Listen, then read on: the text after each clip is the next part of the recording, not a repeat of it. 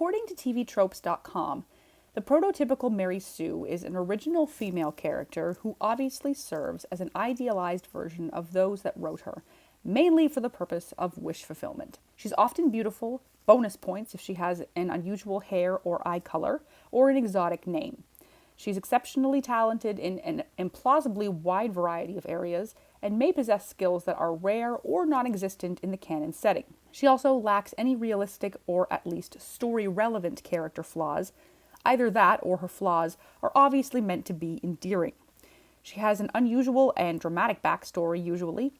The canon protagonists are all overwhelmed with admiration for her beauty, wit, courage, and other virtues, and are quick to adopt her as one of their true companions, even characters who are usually antisocial and untrusting.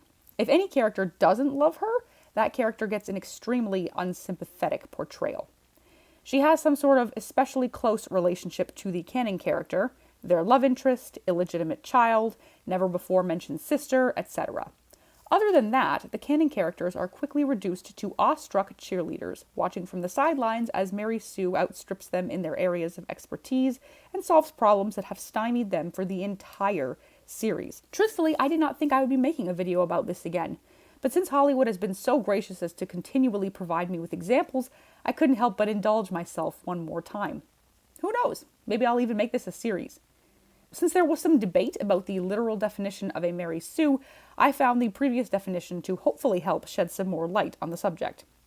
The Mary Sue is many things, but the two aspects of this trope that Hollywood has chosen to fixate on are the extreme and unrealistic abilities of the Mary Sue, sometimes to the point of exaggerating or outright lying about a character if it serves their purpose.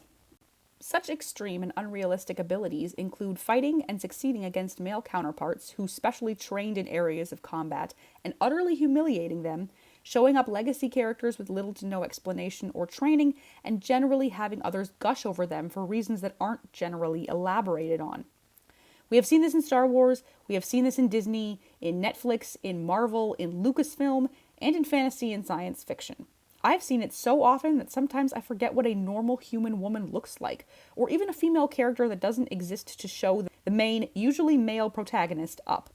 We seem to have forgotten that women can be flawed too, and often are in the face of real-life circumstances. Just once, I would like to see a female character who is strong in other ways, instead of using her fists. A woman whose desire is to protect her loved ones and not show them up by using humiliation or one-upmanship. A character that is flawed but strong in their own right, feminine without being compared to the males, and has their own name without stealing it from someone else and turning a legacy character into a role that can be played by anyone. I would like to love a female character that is not forced on me, someone who requires help to grow and change and is a different person by the end of the story. But maybe the worst story idea that has been tacked onto the Mary Sue character is to display next to nothing about them in the trailer for a movie or TV show, and to have them suddenly appear and take over the story from the main character that it is supposed to be about. And with that last part in mind, let us discuss some of the other relevant Mary Sue characters that have come out of Hollywood in the last year. Our first example is Princess Leia from the Kenobi show. During the trailers, there was next to no mention of her, with a great deal of focus being placed on Obi-Wan himself, the Inquisitors, and the ever-encroaching shadow of Darth Vader, who we were told would make an appearance. There was even more excitement when we were told that Hayden Christensen would be making a return as Anakin Skywalker for a few select cameos. There was nothing to indicate that another character would come along and dominate the story, but when the show first aired, much of the time was spent divided between Obi-Wan, Reva, who turned out to be one of the worst decisions that the show ever made, and little Princess Leia, who turned out to be the unsung hero of the story without really having a reason to be. Maybe it was the way that she put her, obviously male because it couldn't be a female cousin, in his place with a few well-placed words. Maybe it was the way that she is somehow able to keep a fully trained Force user from breaking into her mind simply by willing it. I don't care if she is the child of Anakin Skywalker, Luke would not have been able to do that without any training or only a rudimentary knowledge of the Force, so she shouldn't be able to do it either. Maybe it was the way Obi-Wan seems to instantly trust this tiny 10-year-old despite having known her only for a few days, and her making a series of bad decisions around him that almost led to their capture. Or maybe it was the fact that she somehow places herself in charge of a group of rebels and gets them to listen to her and go along with her plans, even when none of them have a single reason to do so. Or perhaps it was this last scene when she changes her outfit and declares to her mother that there are going to be changes around the palace. No, they're not. You are a child. Go to bed and let the adults talk. The Mary Sue tropes that are attached to Leia weren't as annoying as they were bewildering. Nothing of what she was able to somehow do made any sense narratively speaking, and the fact that it continued serving as a motivation for the character that the story was supposed to be about was just as baffling. Leia is a child. She has very little life experience outside of her own home, and she doesn't possess much in the way of street smarts. And yet somehow she is able to rally a group of rebels with little to no effort and a few well-placed words. The show had already made up its mind to treat Princess Leia as the politician and person that she was in New Hope over a decade before such events actually happened. They just wanted to show the end result without ever showing the process, declaring that Leia had always been this way, and to think otherwise is pure foolishness.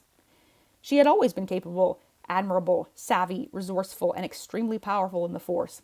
Those things were unchanging for her because the writers decided to make this a show about female empowerment at the cost of realism and the legacy character that the story was supposed to be about. But Hollywood doesn't just do this with legacy characters. Oh no, they like to mix up their brand of female perfectionism and blatant audacity with characters they are just introducing as well. Take Shang-Chi, for example. When this movie was announced and in production, I was really excited. It had been a long time since I had seen good old-fashioned hand-to-hand combat in the MCU. The fact that we were getting one of Marvel Comics' greatest fighters also filled me with anticipation. This was a little-known character, so I decided to look into his background and was excited about what I found out. Being the son of a crime warlord and tasked with assassinating his enemies sounded like an MCU movie that I hadn't seen yet, and so I was obsessed with what Marvel was going to do. I was sure that we were going to get Marvel's version of a Bruce Lee movie, and I couldn't wait. But, like with Kenobi, Disney pulled the old bait and switch as well. Even though Shang-Chi's sister only had a brief flash of images in the trailer, she was a far bigger part of this movie than any of the audience could have known. And pretty much her entire purpose for being in this movie is to humiliate Shang-Chi. Whether that's fighting him in the ring, whether that's degrading him for leaving her behind, which the writers only put in as a means to elevate her character while tearing his down. And instead of the movie really being about Shang-Chi, it became a treatise in female empowerment.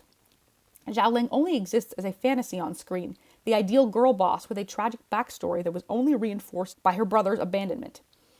The moral lessons that she provides the audience with is that you can only depend on yourself because everyone, even family, will let you down. This isn't a bad lesson in theory, but it comes at the cost of the movie's main character who gets humiliated and degraded as a means of the lesson's execution. None of that needed to happen. Xiaoling could have been a perfectly fine character without showing her brother up or all but screaming to the audience that he is a bad sibling. And I would rather a movie that is named Shang-Chi and the Legend of the Ten Rings be about that character without splitting time between him, his sister, and the quirky obligatory sidekick whose presence in this movie I still really don't quite get. An ideal movie for me would have been Shang-Chi as an assassin for his father, a martial arts master, being sent after the mythical Ten Rings as a means for his father to obtain even more power. His sister, who is some sort of antiquities expert in a museum, is forced to team up with them to recover them, so Shang-Chi can use them to get rid of his father and the life he no longer wants. And even though the pair have been estranged since their mother's death, they are forced to work through their family problems together, becoming much closer as a result as they work to stay one step ahead of their father.